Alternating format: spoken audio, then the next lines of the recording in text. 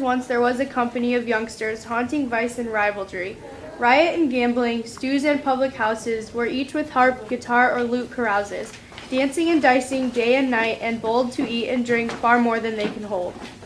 Okay. There came a privy thief, they called him Death, who kills us all around here and in a breath. He speared him through the heart, he never stirred, and death went his way without a word. He's killed 1,000 in the present plague, and sir, it doesn't be too vague. If you should meet him, you had best be wary. If we can only catch him, death is dead. When they had gone not fully half a mile, just as they were about to cross a stile, they came upon a very poor old man, who humbly greeted them and thus began. God look to you, my lords, and give you quiet, to which the proudest of these men would have riot. Gave back the answer, what, old fool, give place. Why are you all wrapped up except your face?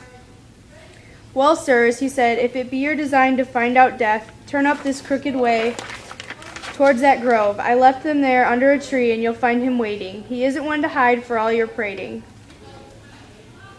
It's gone. At once the 3 young rioters began to run and reach the tree, and they found a pile of golden florins on the ground. New coined 8 bushels of them, as they thought. No longer was it death those fellows sought, for they were so thrilled to see the sight. The florins were so beautiful and bright, that down they sat beside the precious pile. The wicked spoke first after a while. If one could only get the gold away, back to my house, or else to yours, perhaps, for as you know, the gold is ours, chaps, we'd be at the top of our fortune, hey?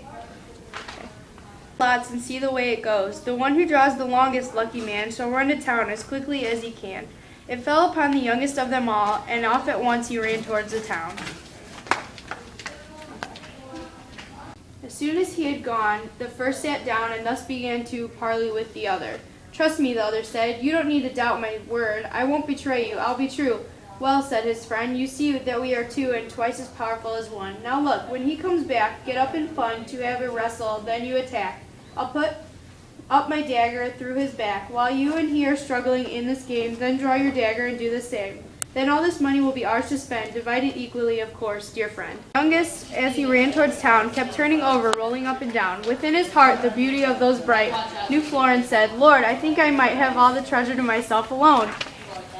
For this young man was utterly content to kill them both and never repent.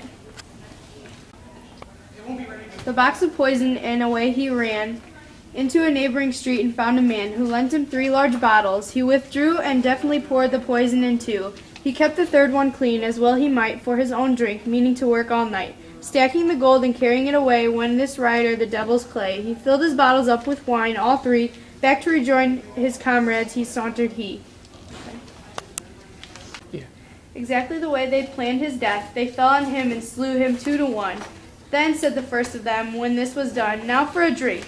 Sit down, and let's be merry, for later on there'll be a corpse to bury. He took the bottle full of poison up and drank, and his companion, nothing loath, drank from it also, and they perished both. Thus these 2 murderers received their due, so did the treacherous young poisoner too.